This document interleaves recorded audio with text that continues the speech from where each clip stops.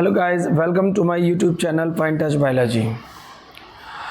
Students, ये हमारा how do organ reproduce का सेकंड लेक्चर है। स्टूडेंट, इस लेक्चर में हम स्पेशली जो बात करेंगे वो कुछ उन इम्पोर्टेंट पॉइंट्स की बात करेंगे जिसमें स्पेशली हमें कुछ इम्पोर्टेंट क्वेश्चन है जो एनसीईआरटी से भी रिलेटेड है, ठीक है, और उनके बारे में हम जानेंगे। जैसे एक क्वेश्चन आपको आपकी स्क्रीन पे नज़र आ रहा होगा, why I human being always reproduce another human being. एक ह्यूमन बीइंग से हमेशा एक ह्यूमन बीइंग ही क्यों पैदा होता है।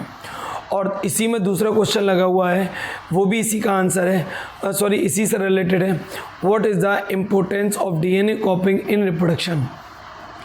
रिप्रोडक्शन में डीएनए कॉपिंग का क्या इम्पोर्टेंस है। दो क्वेश्चन है, दोनों एक जैसे ही मतलब निकाल रहे हैं कि डीएनए के रिप्रोडक्शन के दौरान डीएनए कॉपिंग का क्या इम्पोर्टेंस है, और जो ह्यूमन बीइंग है वो हमेशा एक ह्यूमन को ही क्यों प्रोड्यूस करता है। ठीक है, तो चलिए हम इसके आंसर की शुरुआत करते हैं। स्टूडेंट्स, ये रहा हमारा आंसर।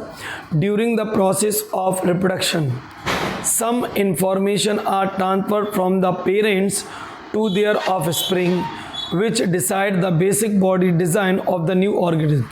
जब बेटा रिप्रोडक्शन होता है तो कुछ इन्फॉर्मेशन जिसे हम जेनेटिक इन्फॉर्मेशन बोलते हैं, जो डीएनए की फॉर्म में होती है, वो ट्रांसफ़र होती है पेरेंट से अपने न्यू ऑफस्प्रिंग को बनाने के लिए। और उस डीएनए के पास जो आधा डीएनए हमें मदर से मिला हुआ है और आधा हमें फादर से, वो डिसाइड करेगा बेटा कि किस तरीके का इस नए ऑफस्प्रिंग का बॉडी स्ट्रक्चर होगा, ये नया इंडिविजुअल है, इसकी बॉडी डिज़ाइन कैसी होगी।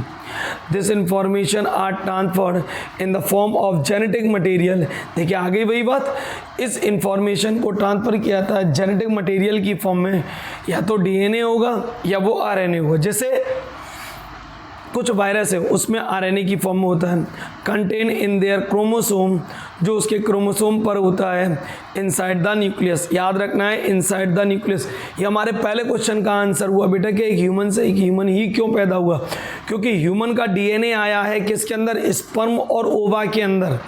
और वो जो गैमीट्स है ना, उसके अंदर क्रोमोसोम है 23 फादर के हैं और 23 किसके हैं, मदर के, और उनके पास उनके डीएनए है। तो हमारे कुछ फीचर हमारे मदर जैसे होते हैं और कुछ फीचर हमारे फादर जैसे होते हैं।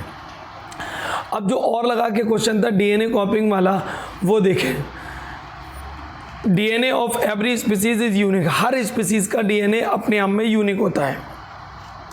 It initiate the control the synthesis of protein which determine the basic body design of a particular species।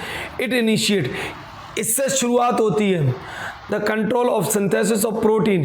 Protein को बनाने की जो प्रोसेस है ना, उसको कंट्रोल करते हैं। विच डिटरमाइन, जो डिटरमाइन करती है यानी जो तय करती है बेसिक बॉडी डिज़ाइन को ऑफ अ पर्टिकुलर स्पीसीज। क्या मेरा नाक नक्शा मेरे फादर जैसा होगा या मेरी मदर जैसा होगा, मेरी हाइट किसके जैसी होगी, मेरा स्किन का कलर किसके जैसा होगा, मेरी आवाज़ किसके जैसी होगी। The creation of DNA is a basic event in a reproduction. DNA का बनना रिप्रोडक्शन की एक बेसिक इवेंट है, क्योंकि भाई मेरे अंदर जब मेरे अंदर गैमेट्स बने तो मेरा डीएनए कोई कंप्लीटली ट्रांसफ़र नहीं होगा मेरी डॉटर्स के अंदर। ठीक है, वो क्या हुआ है, ज़ेरॉक्स हुई है, उसकी कॉपी हुई है। तो वही बोल रहा है the creation of DNA is a basic event in a reproduction which take place inside the nucleus. जो किसके अंदर हो रहा है बेटा, न्यूक्लियस के अंदर। The DNA makes similar multiple or blueprint through DNA copying। The DNA बनाता है सिमिलर मल्टीपल, उसी के जैसा या उसी के जैसा ब्लूप्रिंट का मतलब होता है हूबहू, लगभग उसी जैसा, हूबहू होना चाहिए। थ्रो डीएनए कॉपिंग और डीएनए रेप्लिकेशन, इसे डीएनए रेप्लिकेशन भी कहते हैं। तो ये डीएनए रेप्लिकेशन वाला जो पॉइंट है ना, वो इसको सब लोग अच्छे से ध्यान रखना, पूछा जाता है। अगर आपसे कोई एग्जाम में पूछा what is the DNA replication, तो आप बता भी सकते हैं the copying of DNA is known as DNA replication during a reproduction. This process transmit their body feature. यही प्रोसेस ट्रांसमिट कर देती है बॉडी फीचर को ऑफ देयर ऑफस्प्रिंग, उनकी संतानों में। तो इससे क्या होता है बेटा, कि हमें ये पता लग जाता है कि हम फादर को ज़्यादा मैच कर रहे हैं या मदर को। तो 2 क्वेश्चन के आंसर, एक ह्यूमन से ह्यूमन क्यों पैदा हुआ वो ऊपर था, और डीएनए कॉपिंग वाला नीचे था कि डीएनए कॉपिंग क्यों ज़रूरत था। भाई डीएनए कॉपिंग अगर नहीं होगी तो हमारी बॉडी डिज़ाइन कैसे हमारे पेरेंट्स को मैच करेगी। ठीक है, ये इस लेक्चर में मैंने 2 इंपॉर्टेंट क्वेश्चन दिए हुए हैं जो बोर्ड पर्पज़ से बहुत ही ज़्यादा इंपॉर्टेंट माने जाते हैं।